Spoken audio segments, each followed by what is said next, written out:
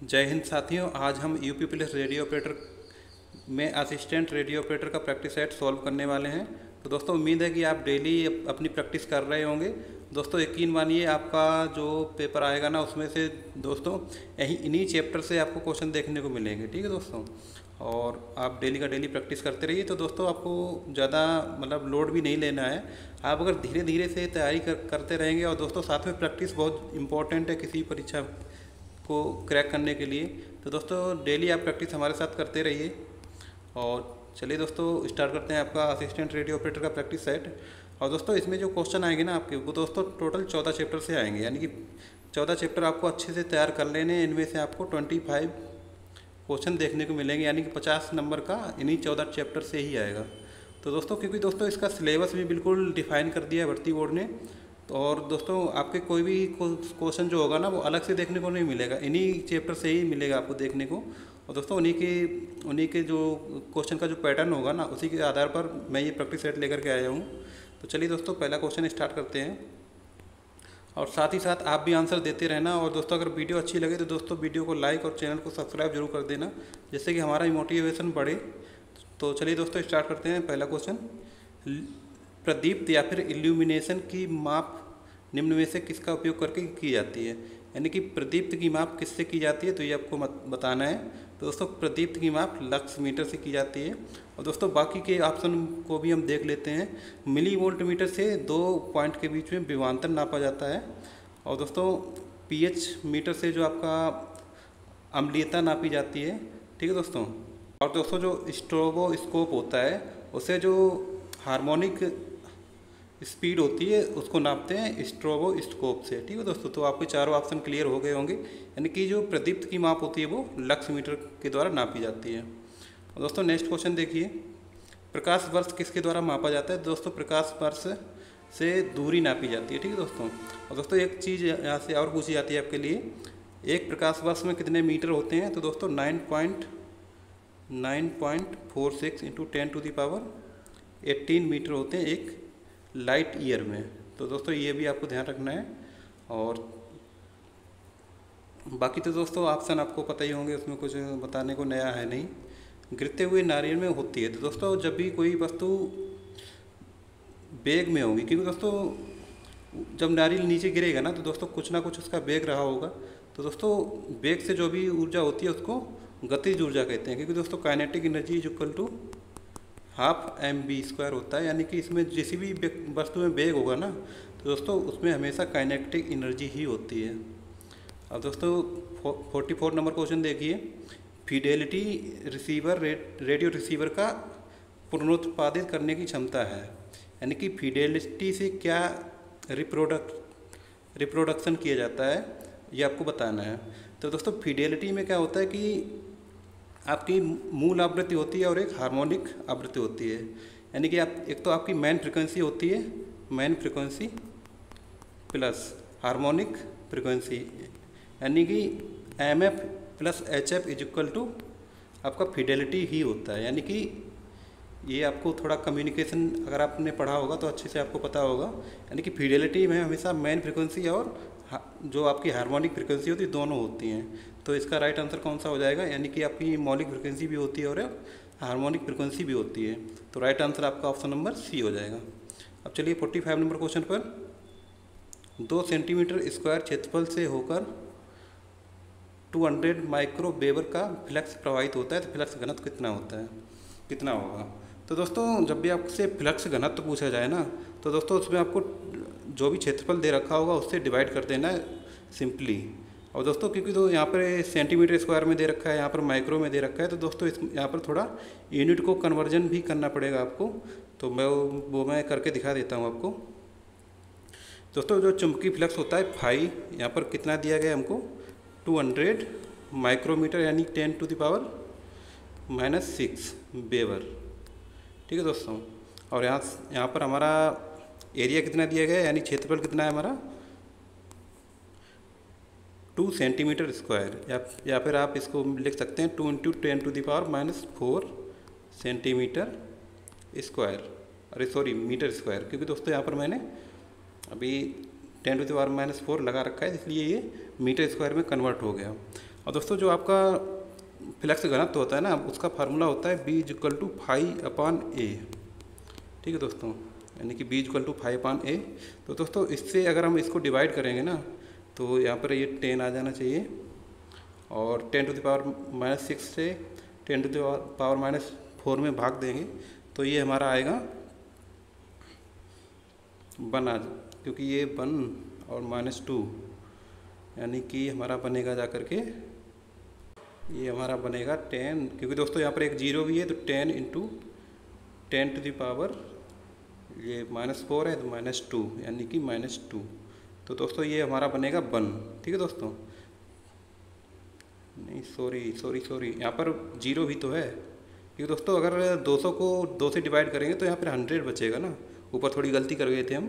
तो दोस्तों 100 × 10⁻⁻2, तो फिर यहाँ पर 1 आ जाएगा, यानी कि जो आपका फ्लक्स घनत्व होगा ना, अब दोस्तों यहाँ पर आपको फिर कन्फ्यूज किया जाएगा, एक टेस्ला होगा कि एक गॉस होगा कि 0.1 टेस्ला होगा या फिर 0.1 गॉस होगा।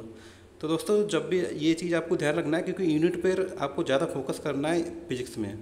तो दोस्तों जो आपका फ्लक्स घनत्व होता है ना, वो हमेशा टेस्ला में ही नापा जाता है। और दोस्तों एक टेस्ला = ये भी आपको ध्यान रखना है 1 वेबर प्रति मीटर स्क्वायर।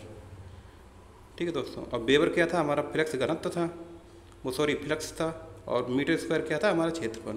यानी कि जो टेस्ला होता है ना, वो ही आपका घनत्व, जब भी आप फ्लक्स घनत्व निकालेंगे तो आपका जो मान आएगा वो टेस्ला में आएगा, ना कि गॉस में आएगा। ठीक है दोस्तों, अब चलते हैं नेक्स्ट क्वेश्चन पर। और दोस्तों इस क्वेश्चन में एक चीज़ और ध्यान रखिए, एक टेस्ला में क्या होता है कि 10⁴ गॉस होते हैं, क्योंकि दोस्तों कभी टेस्ला ना दिया जाए तो आपको गॉस भी दिया जा सकता है। तो एक टेस्ला में 10⁴ गॉस होते हैं।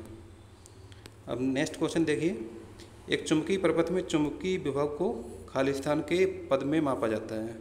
तो दोस्तों चुंबकीय विभव को किस में नापा जाता है, ये आपको बताना है। कूलाम में नापा जाता है, या फिर फैरेड में नापा जाता है, या फिर EMF में नापा जाता है, या फिर MMF में नापा जाता है। तो दोस्तों चुंबकीय विभव जो होता है वो हमेशा मैग्नेटिक मोटिव फोर्स जिसको बोलते हैं ना, MMF में नापा जाता है। ठीक है दोस्तों, ये आपको ध्यान रखना है। फैरेड में क्या नापा जाता है, आपका कैपेसिटेंस, यानी कि धारिता नापी जाती है।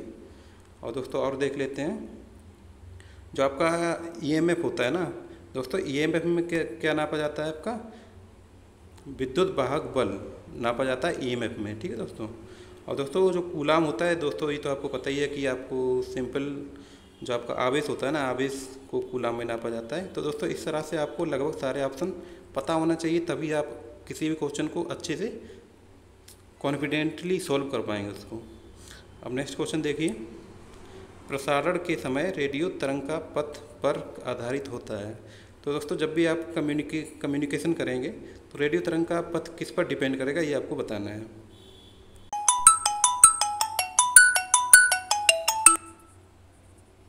पहला ऑप्शन दिया गया है संचार के प्रकार पर, दूसरा ऑप्शन है उपयोग किए गए एंटीना के प्रकार पर, और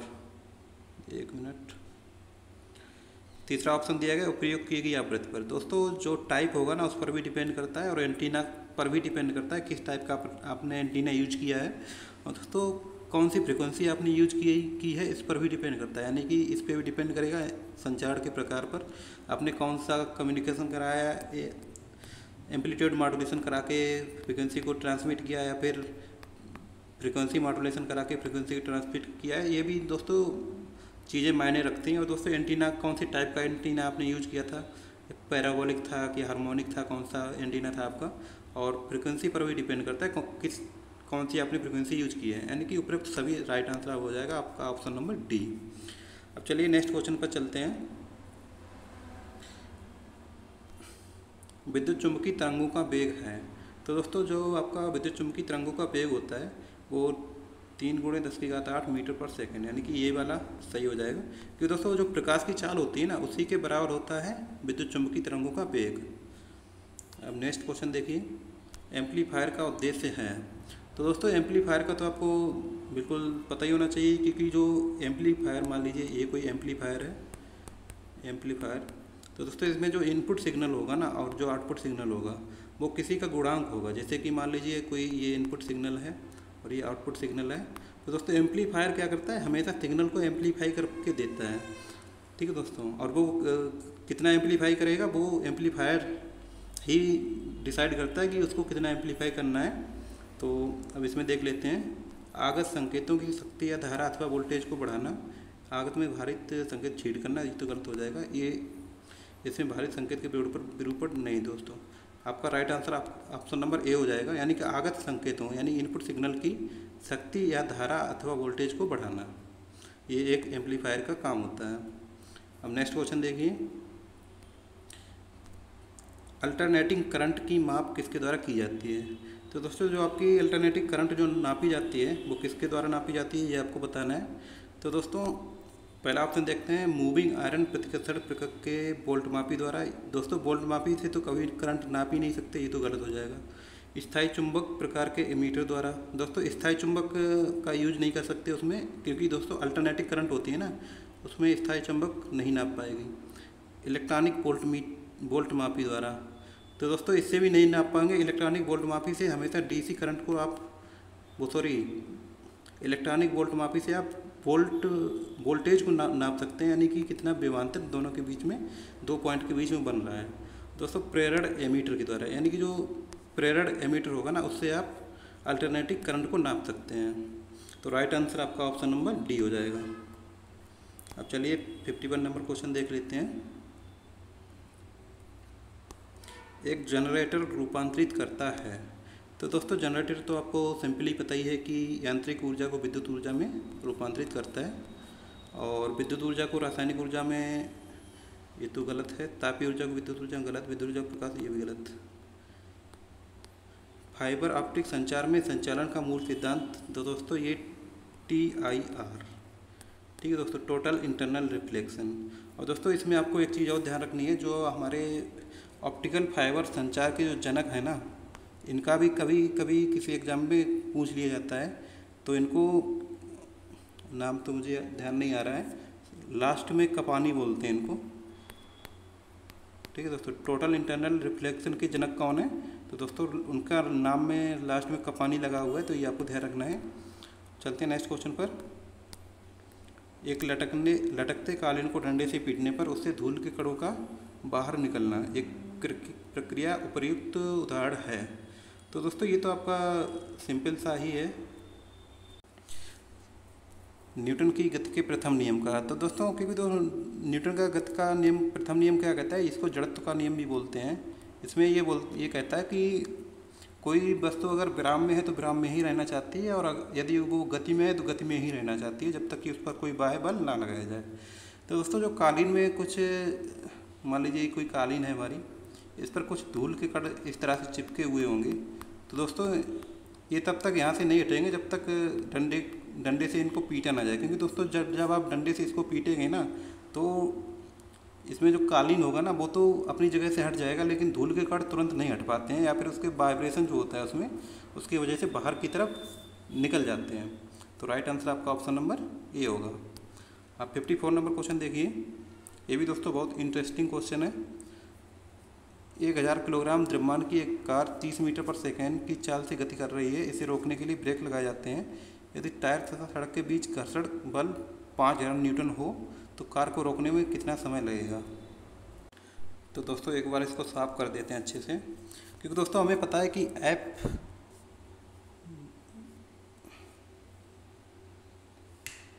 F इज इक्वल टू होता है ma, ठीक है दोस्तों, बल इज इक्वल टू द्रव्यमान इंटू त्वरण, ठीक है दोस्तों। A इज इक्वल टू होता है B/T, यानी कि वेग अपान समय, ठीक है दोस्तों। तो यदि हम A की जगह पे B/T कर लें, तो हम इसको साफ कर देते हैं। A की जगह पे अगर हम B/T लिखें तो दोस्तों क्या बनेगा हमारा, ये B तो यहाँ पर आ जाएगा, और T अगर हम नीचे रखने के बजाय अगर हम इधर लिख दें तो ज़्यादा बढ़िया रहेगा। तो दोस्तों अब यहाँ से हमें क्या पूछा गया, कार को रोकने में समय कितना लगेगा, यानी कि T इज इक्वल टू है हमारा mB/F। तो बस दोस्तों यहाँ से हमारा बन गया फार्मूला। अब यहाँ से आप आसानी से वैल्यू पुट करके आंसर निकाल सकते हैं। दोस्तों इसको मैंने सॉल्व भी कर रखा है, तो इसका आंसर शायद आपका आना चाहिए 6 सेकंड आपका आंसर आएगा। तो राइट आंसर आपका ऑप्शन नंबर डी हो जाएगा। दोस्तों यदि आपने सॉल्व किया है तो कमेंट में इसका आंसर ज़रूर देना। और अगर वीडियो आपको अच्छी लग रही हो तो दोस्तों चैनल को सब्सक्राइब जरूर कर लेना, क्योंकि दोस्तों हेड रेडियो ऑपरेटर और असिस्टेंट रेडियो ऑपरेटर के लिए इसी तरह के आपकी प्रैक्टिस सेट डेली चलते रहेंगे। और कोई अगर क्वेरी है तो उसका आप कमेंट में आंसर जरूर करिएगा। पृथ्वी के केंद्र पर किसी पिंड का भार होगा। तो दोस्तों जब भी हम पृथ्वी के केंद्र पे पहुंच जाएंगे ना, तो केंद्र पर तो हमेशा पिंड का भार शून्य ही होगा। ठीक दोस्तों, चलते हैं नेक्स्ट क्वेश्चन पर। 56 नंबर क्वेश्चन, इनमें से कौन रासायनिक ऊर्जा को विद्युत ऊर्जा में बदलता है? तो दोस्तों ये तो आपका बैटरी ही चेंज करती है, क्योंकि दोस्तों बैटरी में क्या केमिकल भरा होता है H2SO4, और उसमें कुछ लेड की छड़ें यानी कि पीवी की कुछ छड़ें होती हैं, वही आपकी चार्ज हो जाती हैं और बाद में डिस्चार्ज होती रहती हैं। तो रासायनिक ऊर्जा को विद्युत ऊर्जा में कौन बैटरी ही चेंज करती है। 80 किलोग्राम की वस्तु को 40 मीटर की ऊंचाई तक लगभग 50 सेकंड में उठाने हेतु तो आवश्यक औसत शक्ति। तो दोस्तों शक्ति जो होती है W/T, और कार्य हमारा कितना होगा, यानी कि स्थितिज ऊर्जा के विरुद्ध जितना कार्य किया होगा ना उसने, यानी कि mgh/T। तो m हमारा कितना है 80 किलोग्राम, g को 10 दिया गया है, और हाइट कितनी है 40 मीटर और 50 सेकंड में। तो यहाँ से हमारा 0 से 0 कैंसिल करिए, और 5 यानी कि 16 पंचे 80 और 16 चौको 64। तो इसमें कौन सा ऑप्शन है 640 वाला, ऑप्शन नंबर बी आपका राइट आंसर हो जाएगा। अब चलिए नेक्स्ट क्वेश्चन पर। 15 किलोग्राम द्रव्यमान की एक वस्तु 8 मीटर पर सेकंड के एक समान वेग से गति कर रही है, उस वस्तु की गतिज ऊर्जा क्या है? तो दोस्तों ये तो आपका kinetic energy is equal to ½ mv² से सॉल्व कर लेना, आपका आंसर आ जाएगा। और मैं आपको ऑप्शन बता देता हूँ कौन सा आएगा। आपका आंसर बनना चाहिए 480 जूल। तो राइट आंसर आपका ऑप्शन नंबर ए हो जाएगा। 59 नंबर क्वेश्चन देखिए, निम्न में से किसका उपयोग एक सौर सेल बनाने में नहीं हो सकता? तो दोस्तों प्लेटिनम, जर्मेनियम, गैलियम, सिलिकॉन, किसका यूज नहीं किया जा सकता, ये आपको बताना है। तो दोस्तों कभी भी सेल को बनाने में गैलियम का यूज नहीं किया जा सकता, बाकी सबका यूज हो सकता है। तो राइट आंसर आपका ऑप्शन नंबर सी हो जाएगा। और दोस्तों क्यों नहीं किया जाता ये भी आपको पता होना चाहिए, क्योंकि दोस्तों गैलियम एक ऐसी धातु होती है जो कि बहुत कम टेम्परेचर पर रहती है। और दोस्तों आपको पता है कि जो बैटरी वगैरह, जो सेल वगैरह होती हैं, वो क्या होती हैं, उनमें वो सामान्यतः हीट कभी कभी हो जाती हैं। तो इस वजह से गैलियम तो जो आपका रूम टेम्परेचर है उस पर ही पूरी तरल अवस्था में रहती है, तो इसका यूज नहीं किया जा सकता है बैटरी को बनाने में या फिर सौर सेल को बनाने में। अब चलते हैं 60 नंबर क्वेश्चन पर। आदर्श वोल्ट मापी का आंतरिक प्रतिरोध क्या होना चाहिए? तो दोस्तों अगर कोई आदर्श वोल्ट मापी का है, वोल्ट मापी है, तो दोस्तों उसका आंतरिक प्रतिरोध हमेशा अनंत होना चाहिए, तब भी वो अच्छे से वोल्टेज को नाप पाएगा। तो राइट आंसर आपका ऑप्शन नंबर बी हो जाएगा। अब दोस्तों कितने आपके सही हुए टोटल 20 क्वेश्चन में से आप कमेंट करके ज़रूर बताना। और अगर आपको वीडियो अच्छी लग रही है तो वीडियो को लाइक और चैनल को सब्सक्राइब जरूर कर देना, जिससे कि हमारा मोटिवेशन बढ़े और आपके लिए ऐसे ही मज़ेदार और बढ़िया कंटेंट लाते रहें। तो धन्यवाद दोस्तों वीडियो देखने के लिए। मिलते हैं नेक्स्ट वीडियो में, तब तक के लिए बाय।